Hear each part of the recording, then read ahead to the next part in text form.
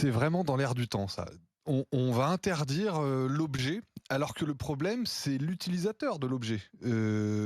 Moi, je pense au jeune Antoine qui s'est acheté une voiture un peu puissante tout jeune parce qu'il travaillait.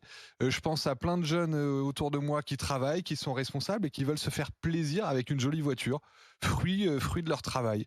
Et on va leur interdire à eux d'acheter une voiture un peu puissante parce que il y a des débiles. Le problème, ce n'est pas la voiture, le problème, c'est le conducteur.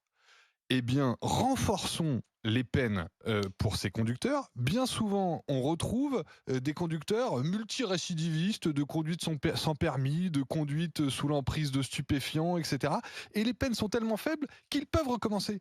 Le problème, ça n'est pas la voiture. Laissons les gens profiter d'une voiture puissante quand ils sont responsables, raisonnables, et sanctionnons ceux qui ne le sont pas. Moto aussi, t'es d'accord? Moto aussi, mais évidemment. Non, mais le moto, moi, je suis un fan de moteur, justement, de ça existe voiture. pour les motos, puisque pour les motos, tu peux passer ce qu'on appelle un permis B2 qui peut permettre de conduire des véhicules avec une puissance contrôlée. Et ensuite, après quelques années d'expérience, là, voilà, tu peux enchaîner sur le fameux permis Et B. ça demande effectivement, ça demande Où tu conduis tout type de moto. Pour conduire alors bagnole, je sais pas ce que c'est, mais une moto puissante, ça demande effectivement de l'expérience et une formation spéciale, parce que tout le monde ne peut absolument pas conduire une moto super puissante.